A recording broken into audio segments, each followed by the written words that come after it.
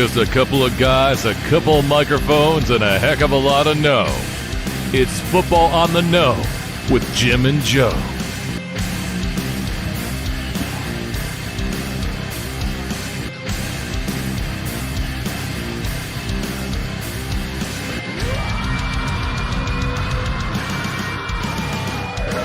What they say, it's not the X's and the O's, it's the Jimmies and the Joes.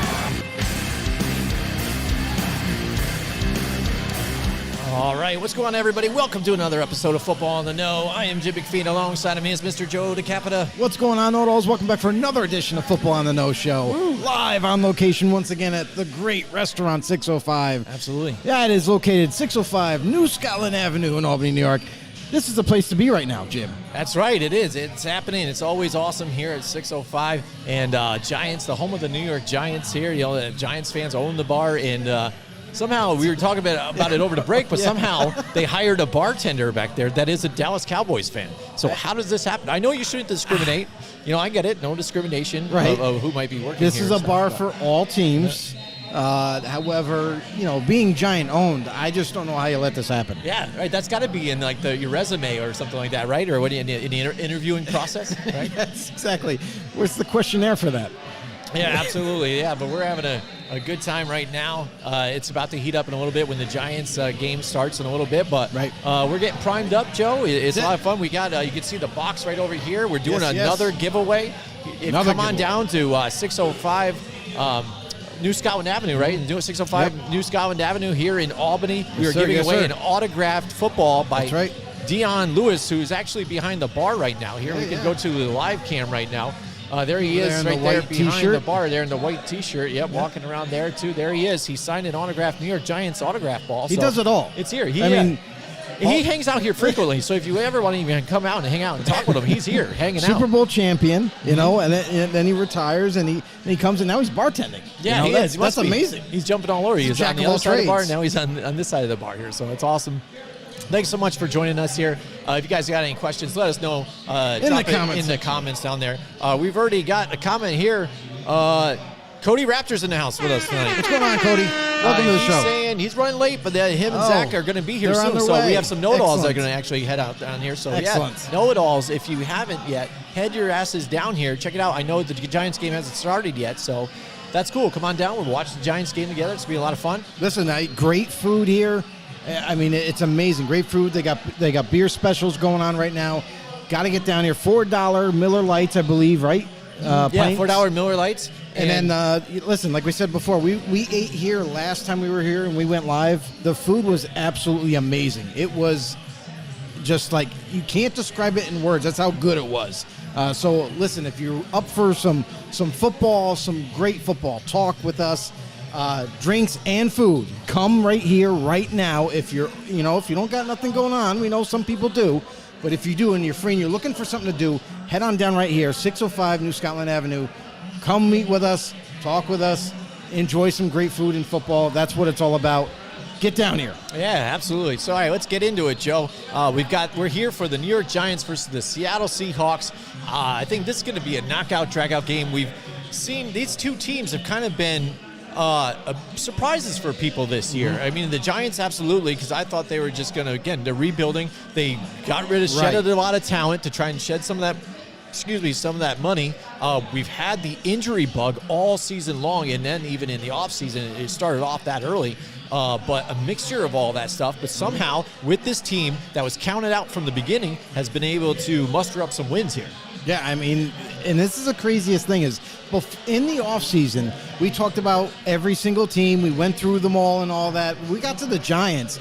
It was really interesting because we knew that with a new coaching staff, new GM, when there's a lot of changes like that, and especially in terms of personnel, when you start interchanging personnel in and out, it doesn't usually amount to success. It usually is like, oh, we're still trying to figure some things out. You know, usually it leads to more losses than wins. But surprisingly, not only did the coaching staff and the GM put the right players in the right spots to play, but they have all bought into this team. They've bought into this coaching philosophy, and you can see it on the football field. They're playing for each other. They're playing in the spots that they need to be in. and there's no real weaknesses that we have seen just yet. Yes, we've seen, everybody will make fun of Daniel Jones because, he's not, being able to make the right decisions in terms of passing, but they are utilizing not just his throwing arm, but now his legs. And that makes defenses, it makes them cheat up a little bit. They're a little bit more worried about that happening to them. So with Saquon Barkley kind of holding it down on offense, and then with the emergence of Daniel Jones's, running game by himself, like that's kind of keeping teams on their toes. And now that we're seeing what the Giants are, they're a physical football team. Defensively, they're playing really well on that side of the ball. And that's leading to all these wins. We're seeing a team that only has one loss, and they're looking for another win this week. Yeah, absolutely. And the only loss is surprisingly enough to the Dallas Cowboys without Dak Prescott and Cooper Rush right there. But now Dak is back. They're looking pretty good so far today in their game. And that defense, again, that defensive pass rush is what really got to the New York Giants. And the thing is about the Giants, too, it's not like their offensive line is completely fixed even right now. There's still some holes there. And then even with injuries now, there's still problems and issues they're dealing with. Daniel Jones has been sacked 20 times already this season. And if you look at the records that he's had throughout his career, it's been 38, 40, 45, even last year.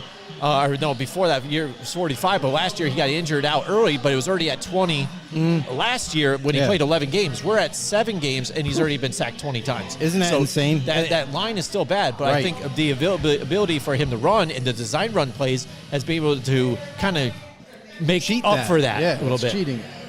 Yeah, the other thing, too, is like the one good thing for the Giants this week is that we got news this week that they're getting back like Shane Lemieux to come back from the guard, coming back healthy. He's been out for quite some time, hasn't played at all this season because he sustained his injury, right before the season started. But they're getting him back. However, we talk about the struggling offensive line. They, unfortunately, are going to be without Evan Neal, their rookie, to hold it down on the right side. And I wonder if this is going to play a bigger part of the outcome of this game against Seattle than we kind of know, because we already know that they're struggling, but who's going to make that step? Who's going to step up? Every team has the next man up mentality. Who's going to step up for Evan Neal and kind of, slow down the rush, hold up the run blocks and see what they can do on the game? Absolutely. Let's take a look at the injury report that they have even right now that's inactive. Of course, Kenny Galladay is inactive, but it's been happening the whole time. It's not a loss because he hasn't been productive when he's on the field as it is. Even though you hear him in press conferences, I miss being out there. I hate seeing those guys out there, and I can't get out there and do anything. Right. But even when you're out here, bro, you're not really doing so much for everybody. Just really a waste of their money and what they've done with that whole pickup. Cordell Flott, O'Shane Zimenez, again, out with an injury. Austin Calitro, Evan Neal, like you brought up here, and then Daniel Bellinger still is going to be out for a while here because of that injury that he's had to his eye, which was brutal. The hands going poking right through there. That's unfortunate, too. It makes me even think that maybe after an injury like that, do they really start to look into the mask and say maybe everybody has to do a mandatory visor or something like that on helmets maybe? No, that's a preference thing. So, I mean, you might see Daniel Bellinger. You might see him now after sustaining that injury. You might him wear a clear visor or something like that of that nature, because usually when that kind of injury does occur, it makes you so aware of it that you're like, oh, that's not happening to me again. I'm putting a visor on. So really, for every football player, it is a preference. And honestly, it should be, I think, in a way, it's a safety measure, right? Like, everybody's so worried about safety. But, a clear visor, but sometimes people say, like, oh, they get glare from the sunlight or the lights that are, on the roof in an inside stadium. So it really comes down to preference. I understand you could see the safety portion of it, but, again, it might disturb with the player's performance as well. Yeah, absolutely. And I want to let you guys know that we are sponsored by Paul Perry Kitchens, which is connected to this establishment. They've actually done a lot of the work here that's inside this establishment here at Restaurant 605. One of our sponsors that allows us to do these live shows too, that helps bring these prizes that we can give out to you guys out there. So shout out to Paul Perry Kitchens on 115 Freeman's Bridge Road. You guys check them out there all in one location. Look for your custom kitchens, your custom cabinetry, and your custom closets too, and glass repair. So check them out there, 115 Freeman's Bridge Road, or on ppk.com. And we got some games already in order right now, Joe, so it's tough that we go live during some of these games. We haven't really done this that often, but Cowboys taking care of the Bears, but Bears trying to make it an interesting game here, 42-29. Bears trying to sneak up a little bit, but I think just the Cowboys are just the defense really struggling, are really overpowering the Bears right now. But it's funny to see the Bears actually put up some offense here, the last couple weeks. Right, and that's the other thing, too, is like with the Bears, we thought the Bears could be okay, like an okay offensive team. We thought the defense was going to be just fine, but Chicago with Justin Fields with not a whole lot of weapons to throw the ball to, a lot of unproven weapons, we'll say. Darnell Mooney and, man, I'm forgetting the other receiver there. But anyway, they are trying to work things out. And, it's in the fourth quarter right now, about 11 and a half minutes still to go. So there is some time that maybe the Bears could come back. But if the Cowboys are able to keep, putting the points on the board with their offense like they have been, I mean, when you score 42 points, that usually means that's a dub right there. So looks like it's in hand, but we'll wait and see. There's still plenty of time on the clock there. Right. And the Dolphins, the Lions came out roaring in that game, early on. But the Dolphins, again, finding their way, getting things back, get back to business. Jalen Waddle had 2 touchdowns earlier on in that game. So Dolphins start to come back through and actually erased a 10-point deficit and now in the lead, 31-27. So you get to see that team kind of produce, get back to what they were doing early on in the season after the concussion injuries that they had with Tua and whatnot. And you see the difference with Tua not being in the lineup versus now being in the lineup. Their offense is working so much better. Yeah, and I think he's been answering those questions that were happening early on in the season or before the season, whether he can lead this team to something, and they're kind of seeing it right now. The Cardinals, they're making it in a game now. Vikings started out early. We're really kicking the crap out of the Cardinals here. But now Cardinals in the red zone right now. It's 23-28. They're pushing to try and score with the whole fourth quarter left over to go. So we'll see what happens with that. Because even the last week or so, they didn't look like they could do anything right last week so much, but still end up pulling out a win somehow in that game. Well, they were getting those turnovers by Andy Dalton, who never really turned over until that night, and I might have jinxed him. I mean, Andy Dalton, a lot of people want to point the blame on him for that loss with the Saints and everything. Dalton, listen, yes, he made 2 big mistakes with turnovers, but the third interception that he got credited with, that was all on the wide receiver. So not every pick that you see on the stat line is definitely that guy's fault. So, but yeah, and then you look at what they're doing now. They're putting it to the Raiders right now, 24-0. The Raiders did not get off the plane. I don't know what's going on there, but they are having a hard time even scoring against the Saints. And don't get me wrong, Saints defense is pretty good, but the other thing is they're also injured. So I really thought that this could have been a shootout, but it being so one-sided this late in the game, in the fourth quarter, it seems like it's a wrap. Right, absolutely. So next up, we've got the Patriots right now in the fourth quarter. They are up 22-10 on the Jets, so they're capitalizing from turnovers that they're getting on the Jets here so far, but really not putting it up into a lot of points. They need to really solidify this game and knock these guys out, because the Jets have shown this year, especially with that defense, they could turn it around quick with turnovers. Sauce Gardner's been playing really well too in that defensive interior, but again, tough game. The Jets are a different team than we're used to, but the Patriots getting the turnovers like they just did on the interception not too long ago on Zach Wilson. We were leading 19-10, but only can get another field goal out of it. They got to start turning this into touchdowns, because the Jets could be coming at any point now. Yeah, and I mean, the next game you got is the Eagles and the Steelers going on right now. All the Eagles fans out there are flying high, as they sort of say, 35-12 or 13. 35-13. So they're taking care of business. That's a landslide. Right now. That's done. That's a wrap. Right. They're kind of putting that stamp on there, because everybody again is kind of looking at them and being that team like, hey, yeah, they're undefeated, but the Bills are still better. We like the Cowboys even better and whatnot, and the Chiefs. So when they put out their power rankings, this is what people are talking about and what they think. And it kind of reminded me, because we hate power rankings, right? I hate it. But I isn't absolutely it funny hate how power kind of, if you look at it, in the equivalent of the power rankings in the NFL, or like what people do, is kind of how they're seeding college teams. You got the committee that comes up with their kind of power rankings, who they are, depending on strength of schedule, who they play, and they give you their top teams and they rank them on what they are. That's basically their power rankings. Well, in a sense, yes, but usually the college football standings, the way they rank them, is based on who you played. It's based on the amount of points you scored on that team. There's a lot more that goes into it than the power rankings in the NFL. The NFL is kind of just, I think I'm going to put this team at the 5th spot. Mm-hmm. I think I'm going to, what's the reasoning? There's no criteria for it. Mm-hmm. Power rankings really doesn't mean squat in the NFL at all. Mm-hmm. Any given team, any given Sunday can win. I mean, that's it. So the power rankings is kind of a little crazy. I've never bought into the whole ordeal about ranking teams for no reason. It's ridiculous. I think Kenny Pickett just threw another interception, Joe. Another one. That seems about him. Every time hey, what's going on, you guys? Every time I look up, I see the Eagles getting a ball and Kenny Pickett looking down like, oh no. So the defense has it again. So Kenny Pickett was the savior, though. The Pittsburgh fans thought that was the best pick ever. That's what you talk about with the Eagles again. That strong defense, that complements that offense. They're really not putting a whole lot of pressure for Jalen Hurts to do a lot for them even right now at this point too. You know what I mean? He has been performing well. They're running the ball more that we saw last year, which is great, which you were kind of begging them, surrounding you like, dude, what are you doing? You got to run the football here. Stay balanced. And they're doing that this year, and the defense is really making it easier for them too.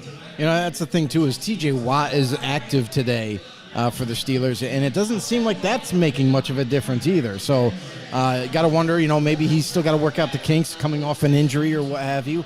But yeah, the Steelers are not looking that good, and honestly, to be honest, I think they made a move for the quarterback way too early. I think Pickett needed to sit a year, just like all these other quarterbacks that came out this past draft. They all need some development. They all need to figure things out, and we're seeing it with the Steelers right now. They put Pickett out there. He's getting picked apart, and, it's going to be a long season for the Steelers. Yeah, absolutely. So there you go. There's just a rundown on the scores right now, what's going on in the league. We are here at Restaurant 605. People are starting to fill in a little bit here, too. We got some more know-it-alls in the house, too, with us tonight, so that's awesome. The game's going to start in a little bit. We're talking Giants and Seattle Seahawks. We talked a little bit about the Giants. We'll get back to them in a little bit, too, but the Seahawks, too, what they've been able to do. Again, I thought they were going to be at the bottom of that division because you see the talent they had lost, too, and when you watch the Seahawks for the past few years, at least my opinion was, you're seeing that Russell Wilson was asking you to help with the offensive line, wasn't getting it. They had to try and run the football to keep them close, and their defense was playing better than what they probably had with the talent that they had. But staying in games, and basically Russell Wilson making moves to get out of the pocket because the pocket was so bad and there was no offensive line, making moves on his own that was like 1 down, 2 down, on 3rd down, hit a long shot. All right, we move the ball. All right, go down. All right, hit another long shot and maybe get it. And it seemed like it was all on him, so much so that they have a bad separation here. It was a terrible divorce for them. And now he moves on to another team, but lo and behold, Russell Wilson looks horrible here for the Denver Broncos, where it looked like it was going to be, sunshine and roses here, and maybe a better offensive line for him, and with the wide receiver talent that he had around them too, it looked like pretty good, and a good defense. But lo and behold, you've got Geno Smith, who knows the system, comes back in here, like, oh, this will work, and where they are, not so much of a great record here, but with this division, with how bad they're playing really right now too, Joe, that's kind of made them get the opportunity to be up here in the lead of this division here. It's funny because you mentioned like Seattle, like early on we talked about them. You and I both agreed, like we didn't think too much of Seattle Seahawks with Geno Smith possibly leading this team, maybe Drew Lock with that trade, like the quarterback position was very in question. It was so much in question that we didn't think they were going to let alone score points, but also the defense going through a little bit of a change. Didn't think by losing Bobby Wagner was the best thing for them, and they were going to give up some more points too. So coming into this year, yes, Seattle, we didn't think much of at all. We thought they were going to be on the bottom barrel of the defense, but with the way the NFC is kind of unfolding, the way this division is unfolding, it's anybody's division. And the one thing that we have noticed is the ascension of some young, unproven players that are starting to make names for themselves, like Tariq Woolen, the cornerback who was drafted this past draft. 6'4" type of corner, he has a ton of speed. He has very good ball instinct. So he's been kind of on a little bit of a tear this season so far, along with guys that are stepping up, especially at linebacker with like Cody Barton. Cody Barton was one of those guys that were up and coming, under the ranks with Seattle, but nobody really knew about him until this year. You know what I mean? So, and then you got Jordan Brooks. Jordan Brooks was another linebacker that was ascending upwards as of last year and is starting to really kind of rein in this defense. It's starting to click for this team with all these young players coming up and all these unproven guys that are making names for themselves. This is a defense that we didn't anticipate being this good, but they are very fast sideline-to-sideline type of defense. And on offensively, Geno Smith, I got to give it up to Geno. I've said this before, but I thought nothing about this guy. I thought he was going to be a one-and-done type of starter for Seattle. Right. But now he's playing at such a high level. He's a top 10 quarterback in the league. QBR, like completion percentage, he's making smart decisions out there despite not having a great offensive line. What he's doing is he's making great decisions on when to run and use his legs or to get rid of the ball to the open receiver. So right, Seattle is surprisingly good. Yeah. I mean, at least good enough right now. Again, I said I think they're 4-3. And it's him. He's got that same kind of escapability that you really didn't think that he could do, that you only thought that maybe Russell Wilson could do for this team. And he showed it. He's showed where the pocket has collapsed and he's kind of escaped out of the pocket and still looked down the field for some reads and even dumped it off a little bit for them. So it's been big. So, I mean, they're kind of been a pleasant surprise. And then even that home crowd, I think, has really been a big factor for them, too. People going into that stadium, despite not having the Russell Wilson and stuff like that there too, the passion of the team and the fans, I think really helps them out in being that they're at home too and that they're behind them. You saw in that game when Russell Wilson came there and they booed the daylights out of him there too, and he felt the pressure. He's the enemy now. And that's what I think really kick-started it there, that showdown with the Denver Broncos, and they showed that even without Russell Wilson and they had Geno Smith, they could still win, and they just beat Russell Wilson. So how nice was that for them to have that victory there? And they kind of just believe right now. They're not just called the 12th man for no reason. That crowd is very intense, a very difficult crowd to play in front of, and you see it every week. When they are home, it is chaos. It is insanity in Seattle. That team thrives on the energy that crowd brings, and that's why they're considered the 12th man, and they really help their team. So that's what you notice whenever they're home at Seattle. It is what it is. You got to try. If you're a team coming in like Denver was, like other teams before them, and it is such a difficult place to play, that it's almost like you're playing not just the team but also the crowd, because you got to deal with that noise and you're trying to make calls at the line and you're trying to maybe call an audible and the guys just quite can't hear you, and that's where they come into effect. Yeah, absolutely. And looking at their injury report, they really don't have a lot of big injuries facing them either, too.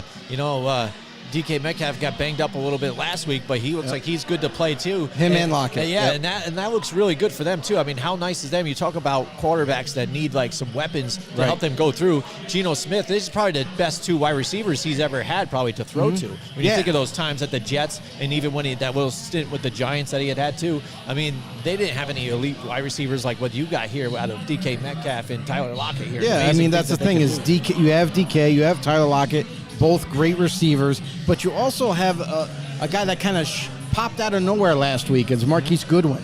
And if Marquise Goodwin can kind of catch on a little bit, that's three legitimate receivers that you got, along with your tight ends that have kind of been the underlining story of this team. Whenever they're in dire need of moving the chains or getting a first down, making a play happen. There's guys like Will Dissly that's out there. You got Noah Fant, that's a big thing. And don't forget Kobe Parkinson, who I absolutely love. I think he's going to be something special, the more he develops as a tight end. So they got 3 legitimate tight ends in this rotation, and not to mention the receivers that they have at their disposal.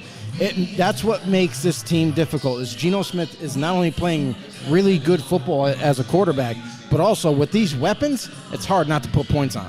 Absolutely. And let's talk about the running game just a little bit here too, Joe. By the way, can you just fill me up with some water here, too? No, I cannot. Just hook yourself up, too. Thank you so much to Restaurant 605, by the way, too, hooking us up with a pitcher of water and doing what they do here. I mean, I can see the beer flowing here right now. We got Dion Lewis behind the bar hanging out. He's serving some drinks, I think, There's your too. water, sir. So there you go. What kind of quality service you get here, where you actually get a former NFL player, Super Bowl champion, serving you some drinks and some food here at the bar, right? At a New York Giants No kidding, that's establishment. awesome. I mean, that is amazing stuff. But yeah, let's talk about the running game of both buddy. teams. We see Rashad Penny go down for the Seahawks, and you're like, all right, well, a lot of people were big on Kenneth Walker III, too. They wanted to see what this guy could really do for his team. And now you've seen it for multiple weeks, pounding the rock here, and really been a big key to their offense, too. You talk about the way Geno Smith has played, but what you've seen, I think, more this year, and not just even with the Seahawks and Kenneth Walker and stuff like that, the injuries that have happened to quarterbacks and things, that I think that's been a kind of a contribution to points being down. Like the NFL's talking about, there's not so many points being scored, this and this. Quarterbacks' stats are down because some of the injuries that you've had with quarterbacks, but then even people that traditionally aren't starters in the league are starting right now. So you're relying on your running game right now to get it done, and you've got a lot of key runners out there, and this Kenneth Walker III has really been explosive here for the Seattle Seahawks. And Kenneth Walker, I was a huge fan of him coming out of the draft. I actually had him as my number 1 running back, just because it is, it's what you like. You know what I mean? When you get into the draft, it's basically you're drafting on what you like, what you think is going to work best with your system. I like big backs that can break tackles. So Kenneth Walker III is definitely that type of guy, and he's doing it on the ground for Seattle. And honestly, like you see the guy is just a bowling ball of destruction coming at you, and you got to make a play on him. He's difficult to get down. And if you get him down, you're going to need a few guys. So he's been playing out of his mind right now. He's only a rookie. So that's why, it's a very exciting for Seattle fans right now. Is they finally got their legitimate, predecessor of Marshawn Lynch. You know what I mean? They finally got their next guy that it looks like that is going to carry the torch at that position. Yeah, absolutely. He's looking good for him again. Let's take a look at the league right now. Panthers and Falcons. Where the hell did he go? They were just right here. Oh, I didn't see it. Well, anyways, there they are.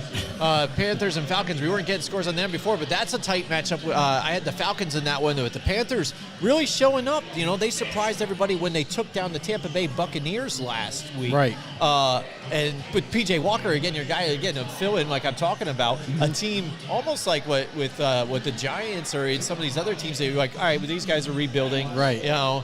They just traded away Christian McCaffrey. I mean, they're selling right now at the trade deadline. They're not buying in to go to somewhere, and they're putting up some points. And yes, it is the Falcons, but the Falcons have really showed what they can do this year with Marcus Mariota at the helm, and a team that, with them, same kind of feel. They've got to be retooling, rebuilding. They move on from Matt Ryan, but maybe that was the refreshing start just for them moving forward, to get rid of Matt Ryan and some of those guys and start fresh with the Arthur Smith type of offense that he ran before with Marcus Mariota. Yeah, that's the thing too. Is like you whenever you change quarterbacks. Listen, Atlanta must have knew something about Matt Ryan that we didn't see. Everybody excused all the jokes about how he throws picks when he gets under pressure and all that. But honestly, Matt Ryan is still, he was a good thrower of the football. But they must have just saw something. They were like, you know what? Can we win with a free agent quarterback? Can we win with who's out there? They brought in Marcus Mariota, a guy who hasn't really been given that, I guess, legitimate shot to be the starter long term. I mean, when he was with Tennessee, he was always banged up. And that was the problem there. It's like, you got to stay healthy. And then he left. He became a backup for the Raiders briefly, never got on the field really except for a gimmick play. And now he's with his former offensive coordinator, Arthur Smith. in or in Atlanta that you just can almost see the chemistry build right away. As soon as they were in the offseason, things were starting to gel as soon as preseason games. You know what I mean? And to utilize Marcus Mariota's legs and his arm is kind of really what's helping out this offense and Marcus himself. Yeah. Is he's not being kept as a one-dimensional quarterback. He's being allowed to run the football when needed, and it's showing on the football field, which is making the Atlanta offense kind of tricky to defend. And that's why we kind of see the games a lot closer with Atlanta than we previously thought. Yeah, absolutely. And let's take a look at some of the other matchups again here. The Cardinals and Vikings, it's 34-26 Vikings so far, but that's a close one.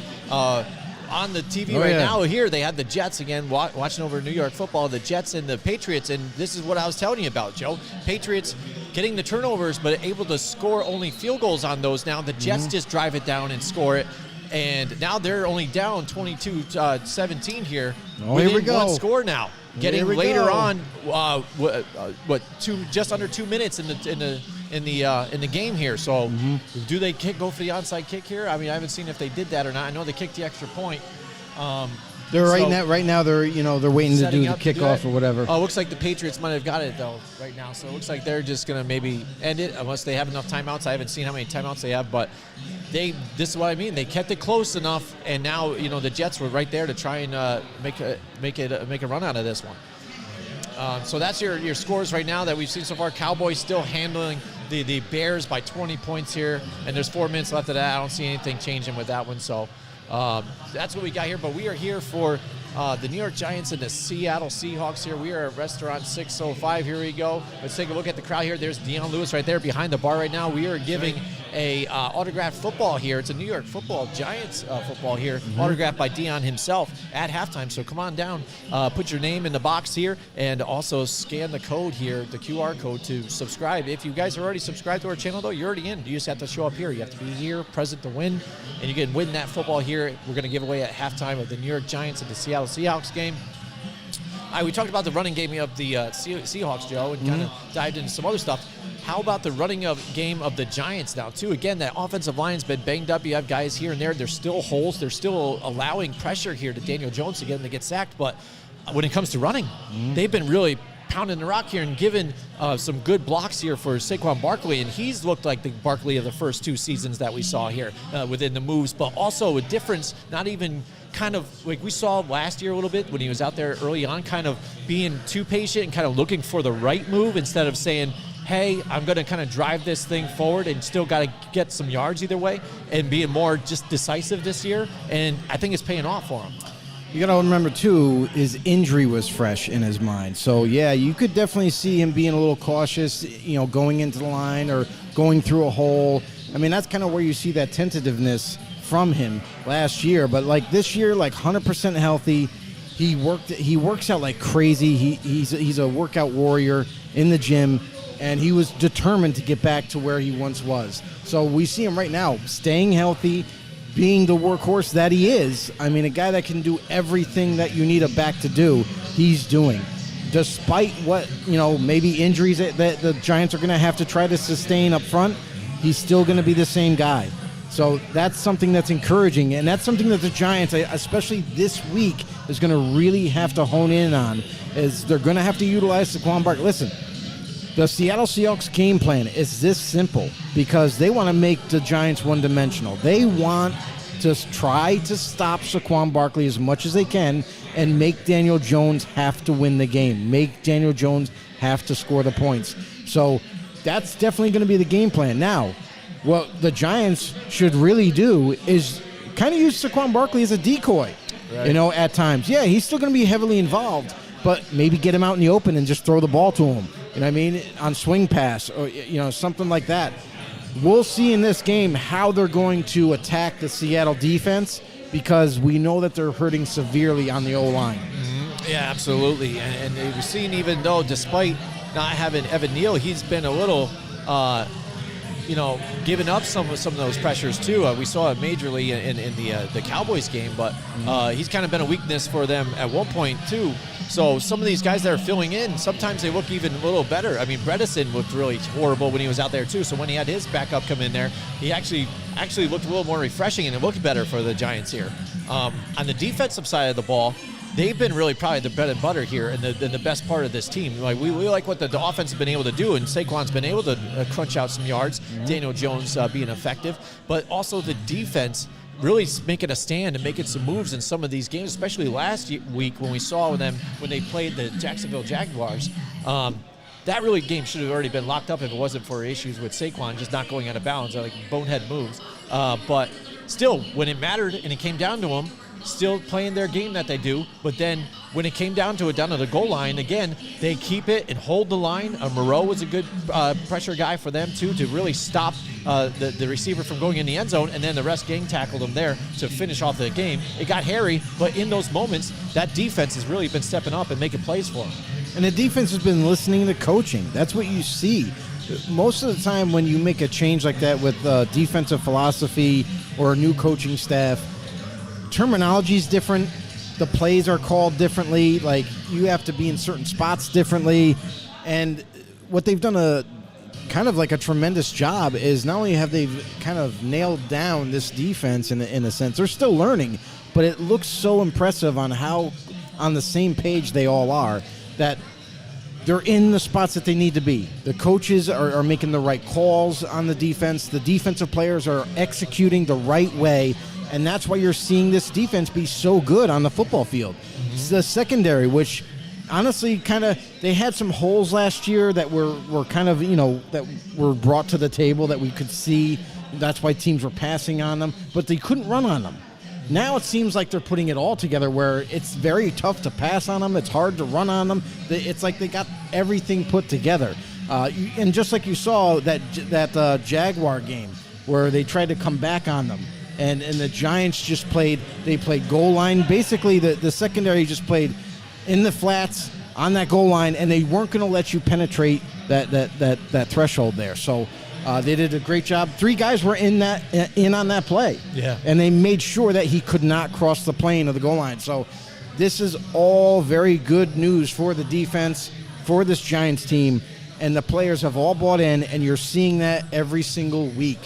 So for the Giants, they are on a high. I mean, they are on a high like no other, because nobody anticipated them being right here with only 1 loss. Yeah, absolutely. And getting Kayvon Thibodeau there, too, again, now finally coming into his own and getting a little bit of that pressure. And we saw it again last week, too, getting in there and making some moves. And tip passes are almost just as good as interceptions. They definitely are. Times, you know what I they mean? definitely again, are. Stopping it down, stopping the clock, too, when they need to. And getting it done there and getting the pressure that they didn't have a few years back. And again, with less, when you see that, Giants fans are hearing that they have to get rid of, cut James Bradbury, things like that, and then now the Eagles pick them up, and you're like, oh man, here we go. Wouldn't it be our rival that has to get these guys, and just like that, but still getting it done with these guys, like you said, like Fabian Moreau, and guys that you even had there, Julian Love, and things.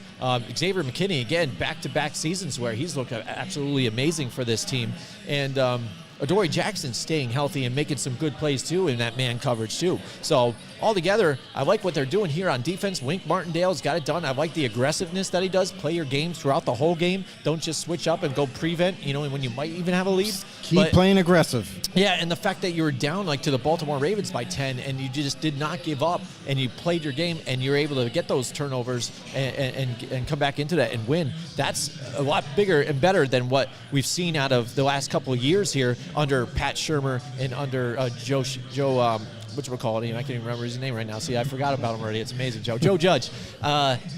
You saw a team that just that quick. Just forget about it. If they'll go down, they already look defeated on the sideline. They look like, oh, well, this is over. Here we go. This one, if they're down, they're talking to each other. Daniel Jones is a different guy, too. Everybody talks about how he's similar in demeanor to Eli Manning. He's got that calm presence around him. Now you're seeing a little edgier Daniel Jones, who's kind of asking his team and, just yelling at them like, dude, you got to do this, going over and getting pressure on the guys, making them accountable for plays that should have been made. and it's good. That's what I think they like to hear about him. And even despite all that, he apologizes in the press conference afterwards. So I kind of let my temper go, guys. So he's still that nice guy, but he's challenging his receivers and those other players to do their job too as well, because he can't do it all himself. And the one thing he has done, though, is has limited those turnovers that he was known for the last couple seasons. Let's take a look at his 2022 stats. Here's his completion percentage. He's throwing 66.7%, Joe, this season. Absolutely amazing. He's got 6 touchdowns and 2 INTs. Now, that's a major thing from the last couple of seasons here. He has not been throwing many interceptions here, so he's right there in the Giants are in the top 2 or 3, I think first or second here in interceptions rate. So Daniel Jones is looking amazing. 90.8 rate percentage. But here we go. Let's look at his yards. I've got the number here. That's not 3,000. He's got 343 yards, and he's averaging 4.7 yards a carry. So that's second most in a season for rushing yards for Daniel Jones. His first is 424. So he's looking to crush that so far, and that was after a full season. We're not even halfway through right now. And he's got 3 rushing touchdowns too, Joe. So like you said, they're getting him more involved in the running game that we've been actually trying to ask them to.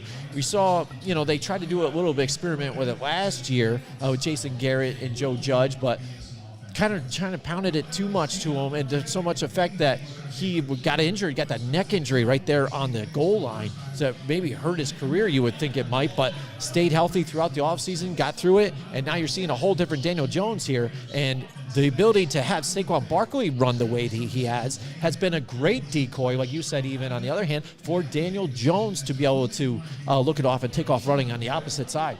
Yeah, I mean, Daniel Jones, he is what he is. Everyone knows what he is. He's not he's not going to get a quarterback that's going to bring you to the promised land. And the new coaching staff recognizes this. But what they have been doing, which has been great, is that they've been utilizing his running ability to kind of help open up this offense and not make it so predictable. So kudos to the coaching staff. I mean, Daniel Jones, I still believe, is not the guy for the Giants long term.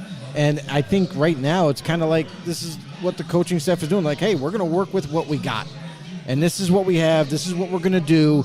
And it's working for them right now. Mm-hmm. Going forward in the future, I definitely see this coaching staff going out and getting their guy, whether it be the draft or a trade or something. So that's something to keep a lookout for like maybe this upcoming offseason is what are they going to do with Danny? Because Danny Jones is going to require a new contract. Yeah. He's going to want more money, right? But can you come to terms with maybe making a team-friendly deal and saying, hey, listen, we want you to have you back, but you're going to have to earn your starting job. Mm-hmm. You know what I mean? So that's going to be something to watch out for. But for the Giants now, it's working. And so far, teams have had a hard time trying to stop it. And the offense is humming. It's really working out well. Now, today might be a really tough go of it because they're down a couple of linemen, because the protection might not be there at all to the point where maybe they won't be able to run their normal offense. We'll have to wait and see. But I do commend what the Giants offense has done up to this point. And teams haven't been able to figure it out just yet. Yeah, absolutely. And again, they square off against a Seattle Seahawks team, again, that wasn't really expected to do much. But if you look at that division, again, it's crazy because the Seattle Seahawks sitting there at first place at 4-3, and the Los Angeles Rams have been underwhelming. Again, we're talking about offensive lines not really protecting their quarterback. That's the key case of it here for the returning champions. And the San Francisco 49ers here they had, Trey Lance in early, and then he gets knocked out. Jimmy G comes back to save them for a game or two, but now, again, they're looking a little mediocre here, despite what their defense has been able to do for them. And the Cardinals, I hope that they can maybe take a step forward and do some stuff here, even though they lost on the defensive side of the ball. But they look in shambles that they can actually put up points until this year, or this season, or this week, rather. I'll go through all of the year, season, week. Just looking like a whole different team. So now Cliff Kingsbury, the the talk has been out there again. So are they going to move on from him and stuff? So Seattle Seahawks surprise team, I think, so far for this season. Definitely. But really a grind 'em type of team here, and really being on the home. Their home record is 2-1, and on the road they're 2-2. So in a tight division, that maybe a near 50-50 type of 500%. 500 team could really take the division. We've seen that in some of these other divisions that we thought maybe some of these teams were a lock. People look at maybe the Rams could be that return team to come back there. The AFC West, a lot of people saw a lot of power in that division, and that's really tight too and lower. Some of these close divisions. Look at the NFC South here with the Tampa Bay Buccaneers and what's going on with them. Tom Brady looks terrible, and it's not all on him either, too. But no, the offensive line's bad. Yeah, but how do you even say, like during a game, looking at Tom Brady playing with Mike Evans, say that you're not on the same page? You guys have been running the same offense all the time. You guys have been together, playing together. How are you not on the same page? I think some of it, on top of it, is just got to be the absolute frustration of Tom Brady. I think most of it is Mike Evans not catching the ball. I mean, Tom Brady was hitting him, especially on a post route, and the guy was wide open, and he dropped it. And he dropped another ball this past week that was right to his chest. I mean, honestly, Mike Evans needs to wake up and make some plays for Tom Brady. As much as everybody points his finger at Tom Brady, I'm sorry. Like, when I'm watching football, I'm watching as not just a fan, but I'm also watching it as someone, like, we covered this game. And we love this game with so much passion that we're trying to see every, advantage and disadvantage for every single team. But to be honest, Tom Brady hasn't been the best. He hasn't been the Tom Brady of old. He's been short-arming a lot of passes, but also when he gets the pass there, guys are flat out dropping the football too. Not to mention, like, the Buccaneers' offensive line is a sieve. It is terrible. They cannot just hold up defensive lines for a couple seconds before Brady's getting pressured or getting knocked. So that team altogether is in a bad downward spiral, and until some things get worked out, up front, via receivers catching the ball, via Tom Brady getting the ball where it always needs to be, this Buccaneers team is struggling right now. Absolutely, absolutely. So, again, we've got the Seattle Seahawks here squaring up against the New York Giants in just under 10 minutes or so. And we are at Restaurant 605 here. Let's take a look at the crowd cam again. Can't get everybody that's in front of us here, but there we go. Some people at the bar. Dion is there hanging out. I think people may be intimidated by Dion a little bit. When he was hanging out in the front there, everybody's clearing out from those first kind of booths right there, the first stools. So everybody's hanging out on the sides. But, of course, that's where the TVs are, too. So you get the best views from the sides. That's there, really too. where it's at. And the people over here in the booths, too, checking out at the TV. So definitely come down to Restaurant 605 here, where it's home of the New York Giants football, but they're watching the Jets and all of these other games here, too. You got the music coming through. Yeah, they got, great thing, atmosphere. They have TVs galore all over the place. Listen, you want to come down here, watch some football. It doesn't have to be just the Giants. Yeah. They got you covered here. Come down, have some great football, great food, and drink specials. Yeah, absolutely. So, Joe, let's get down to it. The game's about to start. We've got the Seattle Seahawks and the New York Football Giants. We talked about this game a little bit on our show. So far this season, I've been playing the whole, superstition thing. And my wife makes fun of me, too, and stuff like that. And it's worked out for you except for 1 week. Superstitious. I think, yeah. right? Well, that's was that the week that you Giants. picked? No, that's the week that I was here. And see, that's what I mean. It's a conundrum or something like that, Joe. It's one of those words I want to point out there. I say I get nervous when I talk about this, but when I'm at these live events here too, and you got Giants fans here everywhere. Their owners are Giants. Gabriel, I'm talking to him, and I feel like I don't want to bet against the Giants because I'm like, yeah, I can feel it, and I really feel that the Giants do have something special and that they really have the possibility to win, but the stats, if you want to talk about analytics, the fact of me betting against them has turned into victories. And the one time that I was here that I bet for them, I was feeling it. I was drinking the Kool-Aid, and they failed me here. I went back to picking against them, and they started winning again. So why not stick with what works? And it stinks for a competition that you and I are going through, that, I might lose to you and stuff like that because of the picks that we have. And I end up drinking the liquor at the end of the season. And some of our Giants fans out here, too, say, how can you do this? But I'm doing it for the team altogether, too, Joe. I will sacrifice me losing a bet just so the team can win. So when you look at my pick here, I feel that the Giants really can win this game, but going into Seattle in that 12th man, it's going to be very tough here. It's going to be an interesting thing. You're going to see, not that there's much of a tail against it, but Geno Smith playing against his old team too, the New York Giants. Not that he was much of a Giant when he was there, but going back to it, Giants have an opportunity to win, but I already picked the Seattle Seahawks to get it done here at home, which I'm going to stick with that. I think it's all chance, honestly, and that's any game, because we've seen games go so lopsided. We're like, we didn't see that at all, and it's happened. Look at the Saints Raiders game. Honestly, I thought that was going to be a closer game. I thought that was going to be a little bit kind of like a shootout in a sense, but man, it was so one-sided. So it's like perfect example, and then we come into this week thinking that, both of us kind of. I don't know if both of us believe, but I know I believe that I really like what Seattle's doing right now, and it's hard to pick against Seattle, especially when they're home. The Giants, I love what the Giants have been able to do, but they're gonna. I feel like they haven't met their true test just yet with this offense and what they like to run. Seattle's a very difficult place to play. Seattle's defense, I have a lot of confidence in them. All these younger players starting to come up, and they're playing at a high level. So Geno Smith on offense and how well he's been able to play, I've been kind of surprised at that altogether. And then the Giants, like for them to pair together all these wins, only have one loss up to this point, that's amazing too. So can the Giants repeat last week? Can they keep it going? Can they keep the running game going? Can they keep Daniel Jones running on his legs?